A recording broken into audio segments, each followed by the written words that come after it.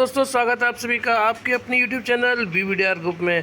दोस्तों, छोटी सी वीडियो रहेगी, पूरा ओवरऑल एनालिसिस रहेगा। ध्यान से देखिएगा इस वीडियो को अंत तक, जिससे कि आपको अंदाज़ा लगेगा पूरे हफ्ते मार्केट कैसा रहेगा, कल का मार्केट कैसा रहेगा। इसीलिए वीडियो में अंत तक बने रहना ज़रूरी है। एक आपको मोटा मोटा आइडिया लगेगा पूरी मार्केट का। देखिए, अब क्या है, सैटरडे और संडे को क्या होता है कि सारी मार्केट बंद रहती हैं, लेकिन एक मार्केट खुली हुई रहती है 24 घंटे, जिसका नाम है क्रिप्टो करेंसी। तो क्रिप्टो करेंसी के ज़रिए हमें क्या आइडिया लग रहा है वो मैं आपको बताने जा रहा हूँ। देखिए, काफ़ी दिनों से आप देखेंगे तो क्रिप्टो करेंसी, सारी की सारी क्रिप्टो करेंसी लोअर लेवल पे बनी हुई है और इस लेवल के आसपास ही कंसोलिडेट कर रही हैं। कोई भी मैं अगर देख रहा हूँ तो एक हफ्ते से आप देखेंगे तो क्रिप्टो करेंसी में कोई तेज़ी देखने को नहीं मिल रही है। तो यहाँ से अगर आप देखेंगे तो क्रिप्टो करेंसी से हमें कोई राहत बड़ी खबर नहीं मिल रही है, क्योंकि क्रिप्टो करेंसी में अगर तेज़ी होती तो वो एक साफ आइडिया होता कि भाई इतने रिस्की मार्केट में अगर लोग पैसा इन्वेस्ट कर रहे हैं, ग्रीन में ट्रेड हो रहा है, तो हमारा जो इक्विटी मार्केट होता है वो तो सॉलिड मार्केट होता है, भरोसेमंद मार्केट होता है, तो वहाँ पर भी पैसा लगाएंगे। तो क्रिप्टो करेंसी में कोई तेज़ी नहीं है अभी तक, और एक हफ्ते से यही चल रहा है। तो यहाँ से कोई भी पॉजिटिव संकेत हमें अभी भी नहीं मिल रहा है। तो यहाँ से भी अगर देखें तो नेगेटिव सेंटीमेंट देखने को मिल रहे हैं। अब हम बात करते हैं बॉन्ड मार्केट की। बॉन्ड मार्केट में देखेंगे तो यहाँ पे भी कोई गिरावट नहीं है। आप देख लीजिए यहाँ पर, मतलब कि जो बॉन्ड मार्केट है वो ऊपर के लेवल पे बना हुआ है। जहाँ भी आप देखेंगे तो ऊपर के लेवल पे ही बना हुआ है, ना ही कोई तेज़ी देखने को मिल रही है, ना ही कोई गिरावट देखने को मिल रही है। तो अगर आप देखेंगे तो जो फ्राइडे की जो क्लोजिंग हुई है उसमें यहाँ से हमें कोई भी राहत भरी सांस नहीं मिल रही है। अब हम बात करेंगे अपनी करेंसी की, इंडियन करेंसी की और डॉलर की। तो डॉलर में अगर आप देखिए यहाँ पर, तो डॉलर को देखिए, डॉलर में तेज़ी अभी भी बनी हुई है और 83.568 डॉलर पे अभी भी डॉलर बना हुआ है। और हमारी करेंसी जो है लो के आसपास ही खड़ी हुई है, लेकिन हल्की फुल्की राहत है, लेकिन अभी भी लो के आसपास है। तो यहाँ से देखा जाए तो कोई राहत नहीं देखने को मिल रही है, क्योंकि अगर कल तेज़ी आती है डॉलर में तो फिर वो फिर से हमारी जो इंडियन करेंसी है वो ऑल टाइम लो के आसपास कहीं देखते हुए नज़र आएगी। अगर इसमें गिरावट होती है तो आप देखेंगे हमारी मार्केट में तेज़ी बनने के चांस हैं, लेकिन अगर यहीं पे डॉलर बढ़ता है तो फिर वो मार्केट को हमें ऊपरी लेवल पे सस्टेन करने नहीं देगा। अब बात करते हैं इसकी कमोडिटी मार्केट की। कमोडिटी मार्केट में देखेंगे तो गोल्ड में गिरावट है, 1% से ज़्यादा की गिरावट है, और सिल्वर में देखेंगे तो 4% की गिरावट है। कॉपर में, मेटल में देखेंगे तो 3%। वहीं पे क्रूड ऑयल में देखेंगे तो 0.25% की लगभग गिरावट है, और ब्रेंट ऑयल में भी गिरावट है। तो यहाँ से हल्की सी राहत हमें देखने को मिल रही है कमोडिटी मार्केट से। तो कमोडिटी मार्केट से जो हमें जो राहत देखने को मिल रही है, तो ये तो एक अच्छा सेंटीमेंट है, लेकिन बाकी पैरामीटर्स यहाँ पर नेगेटिव है। यानी कि मार्केट में अगर गिरावट होगी तो ज़्यादा बड़ी गिरावट नहीं होगी, क्योंकि हमारी जो फॉरेक्स हैं, फॉरेक्स में देखेंगे तो गिरावट हुई है इस हफ्ते भी, लेकिन अभी भी हम लोग अच्छे लेवल पर खड़े हुए हैं। लेकिन क्रिप्टो करेंसी फॉरेक्स को अगर आप देखेंगे तो फॉरेक्स ने इस बार हमारे कम हुए हैं लगभग 2.92 बिलियन डॉलर के। लेकिन अगर आप देखेंगे ये वाला जो पैरामीटर है कमोडिटी मार्केट का, इंडियन करेंसी मार्केट का और ये बॉन्ड डील का देखेंगे तो ये यहाँ से हमें कोई भी पॉजिटिव देखने को नहीं मिल रहा है। सिर्फ एक ही हमें यहाँ पर पॉजिटिव फैक्टर देखने को मिल रहा है कमोडिटी मार्केट से। वहीं पे अगर आप देखेंगे हम गिफ्ट निफ्टी को, तो गिफ्ट निफ्टी एक तरह से हमारी निफ्टी 50 के फ्यूचर्स माने जाते हैं। तो यहाँ पर देखेंगे कि 23,471 पर गिफ्ट निफ्टी ने क्लोजिंग दी है, और 23,471 पर वहीं पे हमारा इंडेक्स ने जो क्लोजिंग दी है 23,501 पे क्लोजिंग दी है। तो देखिए यहाँ पे गिफ्ट निफ्टी अगर नेगेटिव है, निफ्टी इंडेक्स से कम है, तो फिर वो गैप डाउन के हमें चांसेस अभी बता रहा है, यानी कि 23,501 है और यहाँ पे गिफ्ट निफ्टी है 23,471। तो लगभग 25-30 पॉइंट का गैप डाउन हमें यहाँ पर देखने को मिल रहा है। तो यहाँ से अभी फ़िलहाल हमें गैप डाउन के संकेत मिल रहे हैं। और वहीं पे देखेंगे फॉरेक्स का, अभी मैं आपको बता रहा था, तो फॉरेक्स में भी 3 बिलियन की हमें गिरावट देखने को मिल रही है। तो ये नेगेटिव संकेत है बैंक निफ्टी के लिए। और जिस हफ्ते भी अगर आप देखेंगे कि अगर फॉरेक्स घट कर आते हैं तो मार्केट कंसोलिडेट होता है या फिर नेगेटिव साइड में जाता हुआ दिखाई देता है। तो यहाँ पर मैं सिर्फ आपको ये बोलना चाहूँगा कि ऑल टाइम हाई के बाद ये पहला हफ्ता है दूसरी तीसरी बार बढ़त के बाद में, लगातार बढ़त के बाद में, कि हमारे पहली बार फॉरेक्स गिरे हैं। और गिरने के बावजूद भी हम कहाँ पर खड़े हैं, लगभग 652 बिलियन डॉलर के आसपास हम लोग खड़े हुए हैं। तो यहाँ से इतना बड़ा पेन नहीं है, हालांकि गिरावट ज़रूर हुई है। तो अगर गिरावट आती भी है मार्केट में तो वो एक मौका रहेगा। अब चूँकि बजट की भी तैयारियां तेज़ी से शुरू हो गई हैं, जीएसटी काउंसिल की मीटिंग हो चुकी है और आप देखेंगे तो बहुत सारी न्यूज़ इनकम टैक्स को लेकर भी निकल के आ रही हैं। तो जो इनकम टैक्स को लेकर जो मार्केट जो न्यूज़ निकल के आ रही हैं दोस्तों, ये थोड़ा सा मार्केट अगर नीचे भी जाएगा तो उसको ऊपर लाने में मदद करेंगी। जैसे जैसे सरकार की मीटिंग्स की खबर आती हुई दिखाई देंगी तो क्या होगा, मार्केट हमारा ऊपर जाता हुआ दिखाई देगा। वहीं पे अगर आप देखेंगे, मैं आपको 2-3 वीडियो में मैंने आपको एक चीज़ बताई है कि जो हमारा आरबीआई है, आरबीआई ने क्या 2.11 लाख का डिविडेंड 2.11 लाख का डिविडेंड हमारी सरकार को देने का फैसला किया है, अप्रूव कर दिया है। और ये पैसा सरकार के पास जब जाएगा तो हमारे जो फिस्कल डेफिसिट है उसको कम करने में, प्लस जो हमारी जो प्रोजेक्ट चल रहे हैं, जो स्कीम चल रही है मोदी 3.2 की, उनको 3.0 में आगे बढ़ाया जाएगा। रेलवे, इंफ्रा और आपका पावर और आपका जो स्पेस सेक्टर है, इन सब पे खर्च करते हुए दिखाई देगा। स्कीमें और आगे बढ़ती हुई दिखाई देंगी। पैसे की सरकार के पास में फ़ंड की कोई कमी नहीं है। लगभग 87,000 के आसपास, 87,000 करोड़ के आसपास पिछली साल आरबीआई ने डिविडेंड दिया था और उसकी तुलना में अभी 2.11 लाख करोड़ का डिविडेंड सरकार को जो दे रही है आरबीआई, वो लगभग 2 गुने से ज़्यादा है। तो यानी कि ये ज़बरदस्त न्यूज़ है, फ़ंड की कोई कमी नहीं है। और इस बार जो बजट आएगा, इस बजट में बहुत बड़े बड़े अनाउंसमेंट्स होंगे जो कि मार्केट को ऊपर ले जाते हुए दिखाई देंगे। तो अगर आपको मार्केट कहीं पे भी गिरता हुआ दिखाई देता है तो जो सरकार के जो फोकस के सेक्टर्स हैं, उन सेक्टर्स के टॉप स्टॉक्स में इन्वेस्ट करके बैठ जाइए 40-60 वाले फार्मूले से। 40-60 वाला फार्मूला मैं आपको बता देता हूँ। 40 और 60 वाला फार्मूला ध्यान रखिएगा। मैं आपको ज़्यादातर वीडियो में बताता हूँ कि अगर आपके पास में 100 रुपये हैं तो उसमें से 40 रुपये का आप इन्वेस्टमेंट करिए और 60 रुपये साइड में रख दीजिए बाद के लिए। किस दिन के लिए? जब भी कोई बड़ी गिरावट होती है, बड़ी गिरावट यानी कि 10 से 15% या 7 से लेके 15% के बीच में कोई भी गिरावट होती है तो आप उसमें ख़रीदारी कर लीजिए। तो आपका जो एवरेज होगा, यानी कि जो आपने पहले ख़रीदा था उसको आप क्या कर लीजिए, एवरेज कर लीजिए। तो आपका जो बाइंग प्राइस है वो ऊपर के लेवल पे जो आपने ख़रीदा था वो कम हो जाएगा और जो करेंट भाव होगा, करंट भाव के आसपास में आप पहुंचते हुए दिखाई देंगे। तो जैसे ही मार्केट रिबाउंड करेगा, आपका जो शेयर प्राइस है वो प्रॉफिट में आते हुए बहुत जल्दी दिखाई देगा, प्लस नंबर ऑफ शेयर्स भी आपको बढ़ते हुए दिखाई देंगे।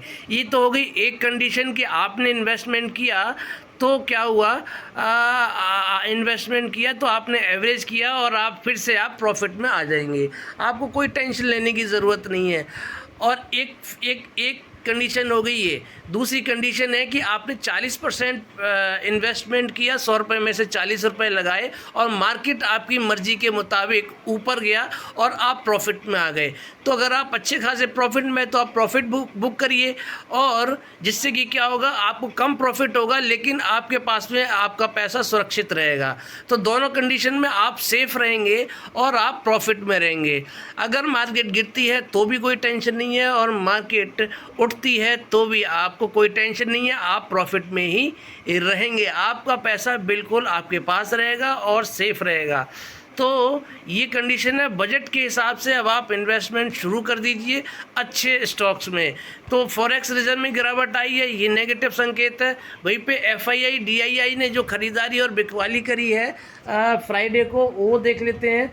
देखिए DII ने 18,603 करोड़ की खरीदारी की थी, 17,366 करोड़ की बिकवाली करी थी। जो नेट उनका आ रहा है DII का, वो निकल के आ रहा है 1237 करोड़ की खरीदारी करके गए हैं।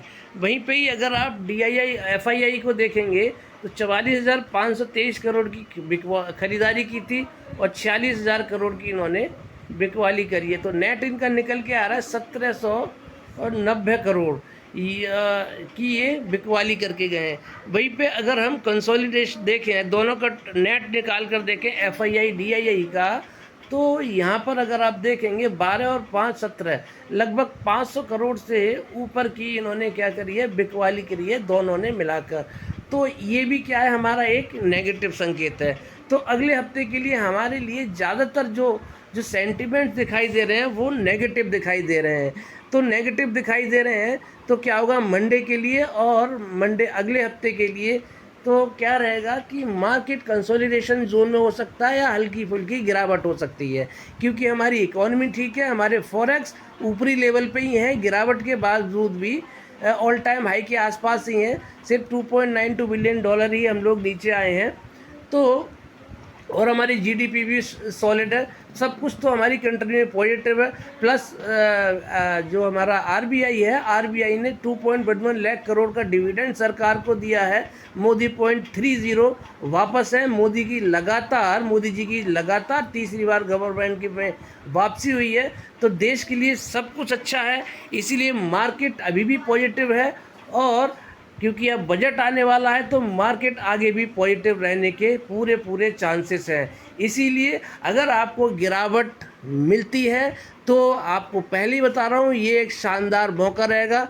गिरावट में खरीदारी करके जाइए, कंसोलिडेट करना शुरू कर दीजिए 22 जुलाई के हिसाब से। इसीलिए जो भी गिरावट होती है आप उसमें अपनी अच्छे स्टॉक्स में 4 सेक्टर आपको बताता हूँ। इंफ्रा सेक्टर आपको लिख के ही बता देता हूँ। इंफ्रा ले लीजिए, पावर ले लीजिए, स्पेस सेक्टर ले लीजिए, रेलवे सेक्टर ले लीजिए। ये 4 सेक्टर ऐसे हैं जिनमें आप इन्वेस्टमेंट अगर करके जाते हैं तो आपको अच्छे खासे प्रॉफिट, अच्छे खासे रिटर्न, बेहतरीन रिटर्न्स आपको देखने को मिलेंगे। आप अच्छे खासे प्रॉफिट में आप शेयर मार्केट से अच्छे खासे रिटर्न देखने को मिलेंगे। अब मैं आपको 4 स्टॉक ऐसे बताता हूँ, 5 स्टॉक्स बताता हूँ, जो कि 5 में से 4 स्टॉक जो हैं वो सरकार के फोकस में हैं। देखिए रेलवे का बताता हूँ। रेलवे में आप देखिए सबसे पहला है RIFC रेलवे सेक्टर का, और ये स्टॉक ऐसा है कि दोस्तों ये IRFC स्टॉक बाकी रेलवे सेक्टर के बाकी के स्टॉक काफ़ी भाग चुके हैं, लेकिन इसमें वो तेज़ी नहीं आई है जो बाकी के सेक्टर्स में, बाकी के रेलवे के स्टॉक में तेज़ी आई है। अभी 176 के लेवल पे ये ट्रेड कर रहा है। और अगर आप देखेंगे फ्राइडे की मार्केट में, फ्राइडे का जो ट्रेडिंग सेशन था उसमें क्या था कि मार्केट नेगेटिव थी लेकिन रेलवे स्टॉक तेज़ी बनाए हुए थे। काफ़ी दिनों से कंसोलिडेशन जोन चल रहा था और रेलवे सेक्टर में लेकिन तेज़ी थी। तो अब देखिए RIFC काफ़ी तेज़ी पकड़ सकता है, और इसके जो टारगेट है मैं आपको अभी बता देता हूँ। ध्यान रखिएगा इन टारगेट्स को। बजट से पहले भी भाग सकता है ये स्टॉक और बजट के बाद भी भागने के पूरे चांसेस हैं। सबसे पहला टारगेट इसका बन रहा है 185 का। 185 के देखिए बाद में रहेगा 185, इसके बाद में 192, इसके बाद में 195 और फिर 200, और 200 के ऊपर जिस दिन भी सस्टेन करेगा, 200 के ऊपर सस्टेन करेगा तो इसके टारगेट हैं 249 रुपीज़ के। ध्यान रखिएगा, ये फिगर याद रखिए। 200 के ऊपर जिस दिन भी सस्टेन करना शुरू करेगा स्टॉक, 250 से 250 के बीच में स्टॉक आपको देखने को मिलेगा। ये है रेलवे सेक्टर का। अगला सेक्टर बताता हूँ आपको स्पेस का। स्पेस में आप मिधानी को पकड़ लीजिए। शानदार मल्टीबैगर रिटर्न इसने पास्ट में भी दिए हैं और आगे भी देता हुआ दिखाई देगा। 547 का इसका लाइफ टाइम हाई है और 450 के आसपास में 460 यानी कि 460 के आसपास में भी दिखाई दे रहा है। और जब ये स्टॉक भागता है तो 7%, 10% या फिर इवन 13-14% की तेज़ी के साथ भी ये भागता हुआ दिखाई देता है। तो इसीलिए इसको अपने लाइफ टाइम हाई को छूने में ज़्यादा टाइम नहीं लगेगा। अभी आपको 400 के लेवल पे आया था, तब भी मैंने बोला था ख़रीदारी करने के लिए।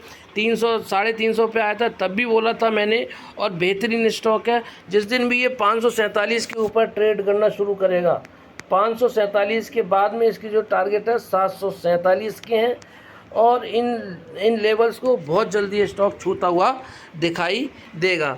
2 सेक्टर मैंने बता दिए। पावर सेक्टर में आपको 2 स्टॉक बताऊंगा।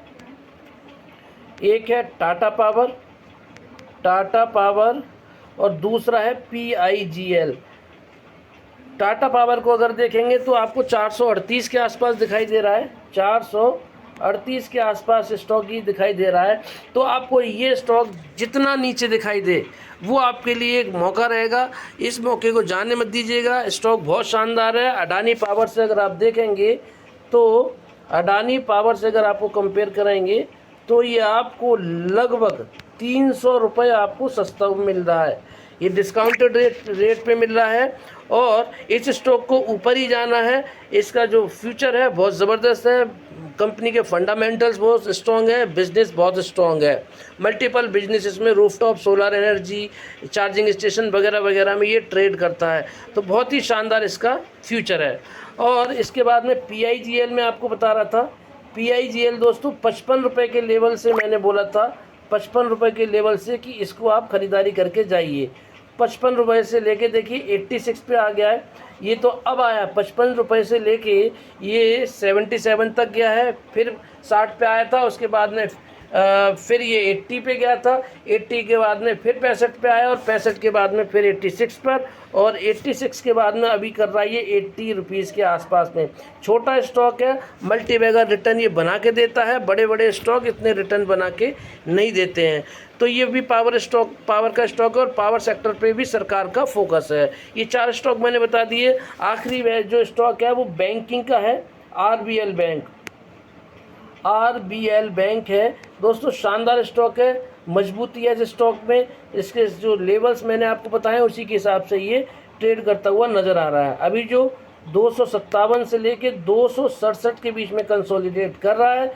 267 के ऊपर जैसे ही सस्टेन करेगा 277 के इसके कंसोलिडेशन जोन होगा, और 277 के ऊपर जिस दिन सस्टेन करेगा इसके टारगेट रहेंगे 292, 300 के टारगेट आपको इस स्टॉक में देखने को मिलेंगे। तो ये 5 स्टॉक हैं, बेहतरीन स्टॉक है और आगे आने वाले टाइम में आपको मल्टीबैगर रिटर्न देते हुए ये 5 स्टॉक नज़र आएंगे। अभी तक भी इन्होंने मल्टीबैगर रिटर्न दिए हैं, आगे भी देते हुए आएंगे। आप अपने फाइनेंशियल एडवाइज़र से सलाह ज़रूर लीजिएगा। बाय सेल की कोई रिकमेंडेशन नहीं है। इन स्टॉक्स में मैं ट्रेड करता हूं, उसी के बिहाफ पे एनालिसिस में आपको करके बताता हूं। स्टॉक्स 5 स्टॉक ज़बरदस्त हैं और अच्छा खासा रिटर्न इन्होंने अभी तक बना के दिया है, इवन मल्टीबैगर रिटर्न बना के दिया है। तो ये था मेरा आज का एनालिसिस अगले हफ्ते के लिए, और आगे बजट के हिसाब से मैंने आपको बता दिया है।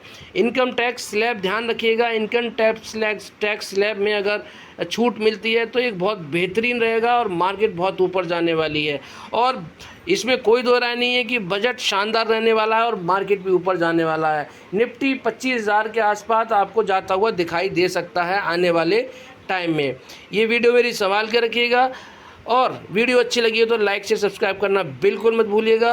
आप सभी का बहुत बहुत धन्यवाद। राधे राधे, जय श्री राम। जय श्री श्याम।